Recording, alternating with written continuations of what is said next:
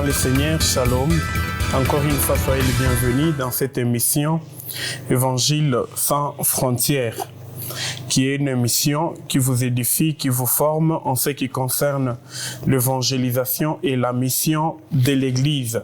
Nous avions commencé avec une série d'enseignements depuis un long moment, et avant qu'on nous touche à l'évangélisation proprement dite comme notre cours de base ou la leçon qui constitue même l'ossature de cette émission, nous avions commencé par une introduction et c'est cette introduction que nous allons essayer de conclure aujourd'hui.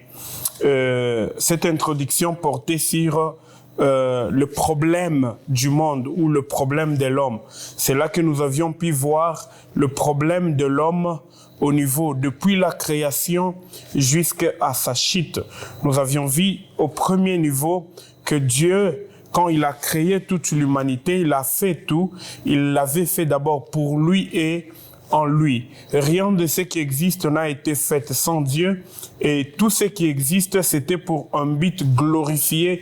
Tout a été fait pour la gloire de Dieu. Et après toute cette création, nous avons vu que Dieu s'est donné une mission. Il s'est fixé une tâche, cette tâche qui était celle de créer l'homme à son image et à sa ressemblance. Nous avions expliqué le pourquoi Dieu devrait créer l'homme à son image et à sa ressemblance. Référez-vous aux premières émissions et vous allez avoir la réponse.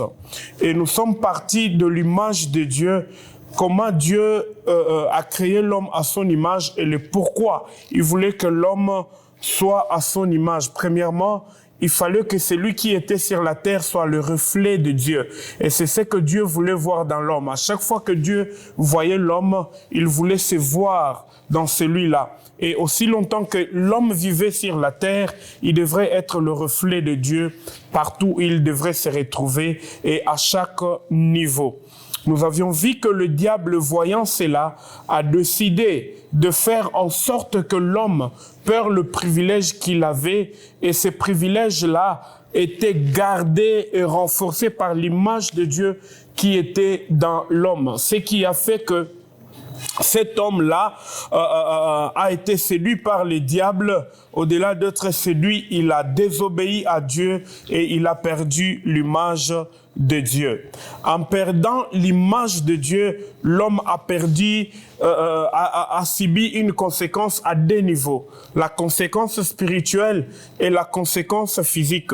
Au niveau du spirituel, nous avions vu que l'homme a perdu le pouvoir. Parce que rappelez-vous, quand Dieu dit « créons l'homme à notre image », il y a un but là-bas, il dit « pour ». Dans d'autres versions, on dit « afin qu'il domine ». Qu'il puisse imposer son autorité sur la terre. Quand vous voyez au chapitre 1, Dieu bénit l'homme et dit « Soyez féconds, multipliez, remplissez la terre, assujettissez et dominez ». La domination était la dernière phase de cette bénédiction que Dieu donne à l'homme. Mais ça ne vient pas seulement parce que Dieu l'a béni, mais il fallait quelque chose de très grand qui devrait donner à l'homme cette domination. Il dit, créons l'homme à notre image, afin qu'il domine, pour qu'il domine. C'est que ce qui donnait à l'homme le pouvoir de dominer, ce qui donnait à l'homme le pouvoir et l'autorité sur la créature de Dieu, c'était l'image de Dieu qui était dans l'homme. Et l'homme, en perdant cette image de Dieu, il perd directement les avantages que lui conférait cette image-là. Et sur le plan spirituel, l'homme perd d'abord quoi? L'autorité, le pouvoir que Dieu lui avait donné, et également l'homme sur le plan et toujours sur le plan spirituel, il y a eu la déconnexion, il y a eu la séparation de l'homme avec Dieu. Cette communion qui était entre l'homme et Dieu n'était plus là parce que la chose qui faisait que l'homme soit à l'image de Dieu et plutôt soit rapprocher de Dieu et vivre ensemble avec Dieu, c'était quoi? C'était l'image de Dieu qui était en lui. Et deuxièmement, deuxième conséquence, nous l'avions vu que c'était la conséquence physique. Sur le plan physique, qu'est-ce que l'homme a perdu? L'homme a perdu le jardin. Nous avions dit le jardin symbolisait le bonheur pour l'homme. le lieu de sécurité, la sécurité pour l'homme, le repos, la vie facile sans transpiration, la quiétude, la paix, la joie. C'est tout ce que représentait le jardin parce que c'était la maison des délices. Dieu avait tout créé et il a mis l'homme là à l'intérieur. L'homme ne pouvait pas transpirer, il avait tout comme il voulait, selon que Dieu les lui avait donné. Mais en perdant l'image, il subit cette conséquence de perte du jardin. On avait ouvert une parenthèse en disant que nous devons faire très attention. Ce que nous devons faire pour l'homme, c'est que nous devons chercher à ce que l'homme retrouve l'image et non pas travailler sur les social de l'homme. Que l'homme retrouve le jardin qu'il a perdu. Non, le jardin n'est que la conséquence de ce que l'homme avait perdu au préalable. Mais ce que nous devons chercher et ce que nous devons faire pour l'homme, c'est de l'aider à retrouver l'image qu'il avait perdue. Et voilà, aujourd'hui, nous sommes en train, depuis la semaine passée, nous avions vu ça déjà, Dieu était le premier à se lancer. Après que l'homme ait chuté, Dieu était le premier à se lancer à la recherche de l'homme. Par cette question en Genèse chapitre 3, où es-tu? Où es-tu?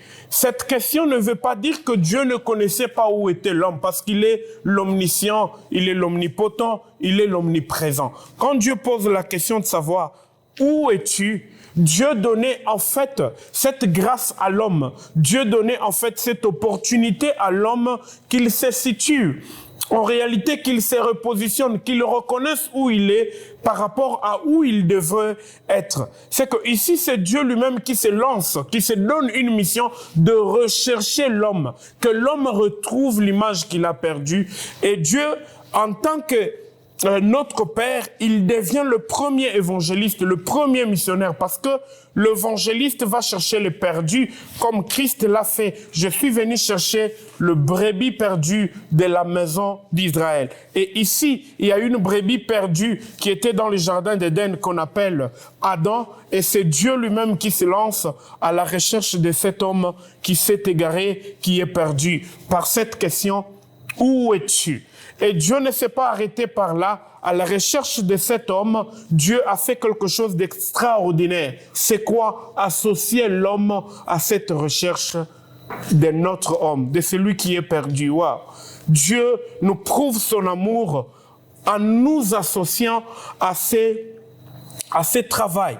Voilà pourquoi nous nous étions arrêtés en Genèse au chapitre 11, chapitre 10 d'abord, où nous avons vu le débit des nations qui ont vu jour à partir de la désobéissance de l'homme, parce que l'homme voulait faire ce que lui a décidé de faire pendant que Dieu a dit, après le déluge, il dit, vous devez vous répandre, soyez partout, soyez féconds, encore une fois, multipliez-vous, remplissez la terre, allez partout dans le monde. J'ai besoin que celui qui a mon image, celui qui est le reflet de qui je suis, soit dans chaque coin et recoin du monde. C'est la même que Jésus est en train de nous dire. Nous sommes les sels de la terre. En d'autres termes, partout où il y a un espace appelé terre, nous avons l'obligation et le devoir d'y être parce que nous sommes le sel de la terre, pas le sel de l'église,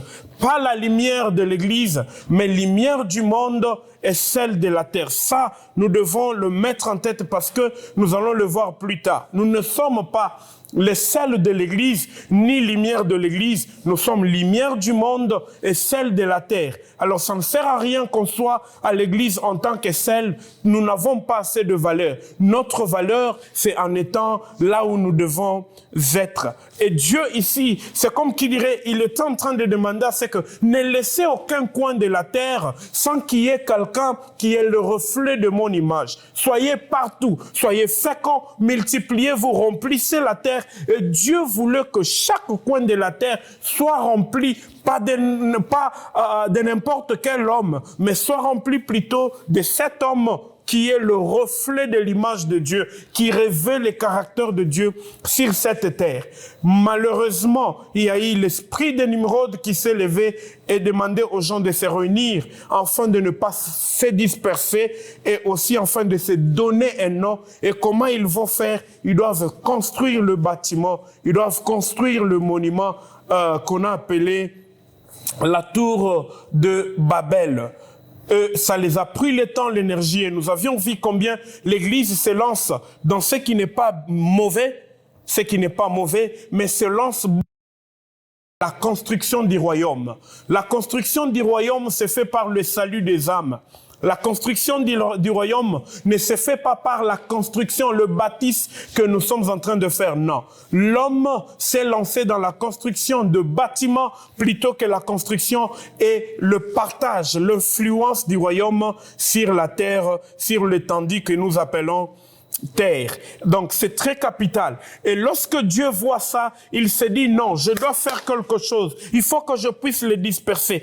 Ça va nous aider plus tard quand nous allons parler de comment partager ou comment se propager l'évangile avec l'église primitive. C'est arrivé aussi à Jérusalem. Les disciples ont commencé à livrer des spectacles à Jérusalem, à faire beaucoup de miracles à Jérusalem, jusqu'à ce que Dieu voit et dit non, je les ai envoyés de se répandre sur la terre, mais pourquoi seront-ils concentrés à Jérusalem, en train de faire des miracles et tout, et Dieu suscite la persécution. La persécution était aussi un des moyens qui a favorisé l'expansion de l'évangile dans le monde. Quand vous lisez le livre des Actes, vous allez voir que notamment l'église d'Antioche a été implantée par les fouillards de la persécution. C'est ceux qui fouillaient la persécution partout où ils étaient en train de parler de l'évangile, ils prêchaient et avec joie, sans regarder la souffrance et tout ce qu'ils étaient en train de traverser.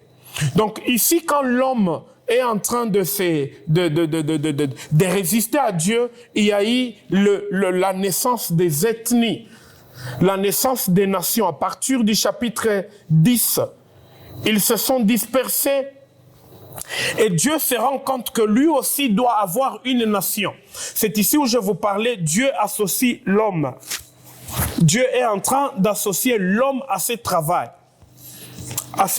C'est que Paul nous donne dans 1 Corinthiens 3:9, nous sommes ouvriers avec Dieu. Et quand est-ce que Dieu a associé l'homme également? Ésaïe chapitre 6, 1-8 nous le dit, qui enverrai-je? Qui marchera pour moi ou pour nous? C'est que c'est Dieu qui se dit, à ce travail de chercher l'homme, à ce travail de ramener l'homme à ses valeurs, à ce qu'il a perdu. Et la plus grande de valeurs que l'homme avait, c'était l'image, le caractère et la vie de Dieu. Et dans cette démarche de ramener l'homme à cette image-là, à ces valeurs qu'il a perdues, il faut que je puisse associer l'homme que j'ai sauvé. Voilà pourquoi c'est un grand privilège. Si nous sommes là en tant que pasteurs, c'est parce que Dieu, dans son amour, a voulu nous associer à cette grande mission qu'il était en train de faire. Une parenthèse. Voilà pourquoi c'est très important. Quand tu te dis que tu as un appel de Dieu, derrière ton appel se cache une mission. Un appel sans mission n'existe pas.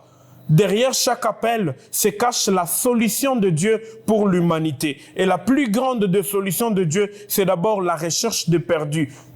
Exterminer le péché, arrêter avec la vie de péché, c'est très capital et très important. Il n'y a pas un appel qui n'a pas de mission, il n'y a pas un appel qui n'a pas de contenu. Ce qui donne la valeur à ton appel, c'est ce que Dieu t'a dit de faire. Il t'associe.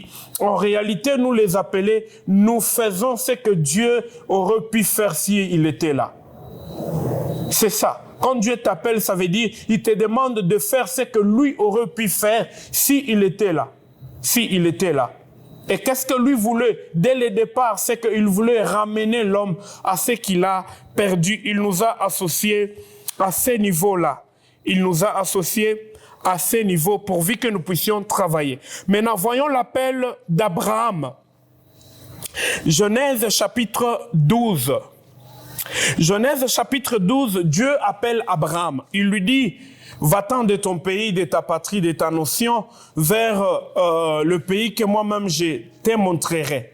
Je rendrai ton nom grand, tu seras béni et ta nation également sera bénie. Donc, vous voyez ici, Dieu est en train de se fixer une nation. Au chapitre 10, nous voyons qu'il y a eu la multitude de nations et ici, Dieu éprouve aussi un besoin. C'est que l'appel d'Abraham consistait à donner à Dieu une nation par laquelle Dieu sera représenté sur la terre. Genèse chapitre 18, verset 18 à 19. J'aimerais qu'on le lise. Genèse chapitre 18, le verset 18 et 19. Qu'est-ce que la Bible dit? Alors l'Éternel dit, cacherai-je à Abraham ce que je vais faire?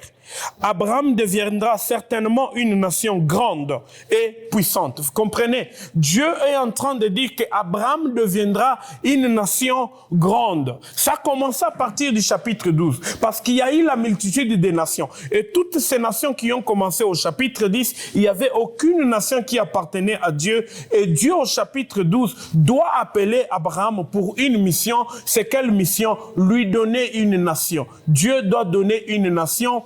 Et Abraham plutôt doit donner une nation à Dieu. Et cette nation-là aura une mission que nous allons voir tout à l'heure là. Et en lui seront bénies toutes les nations de la terre. Car je l'ai choisi. Écoutez, car je l'ai choisi. Pourquoi je l'ai choisi? Afin qu'il ordonne à ses fils et à sa maison après lui de garder la voie de l'Éternel en pratiquant la droiture et la justice, et qu'ainsi l'Éternel accomplisse en faveur d'Abraham le promesse qu'il lui a faite. C'est qu'Abraham ici ne sera même pas béni parce qu'il a quitté. Abraham sera béni parce qu'il va donner à Dieu une nation.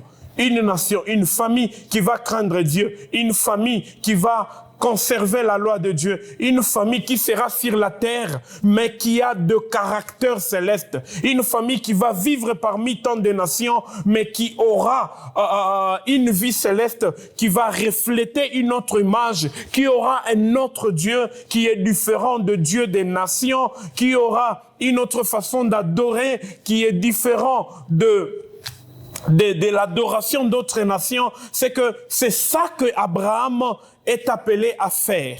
Parmi tant de nations, Dieu appelle Abraham pour lui donner et lui confier aussi une nation. C'est très capital et très important.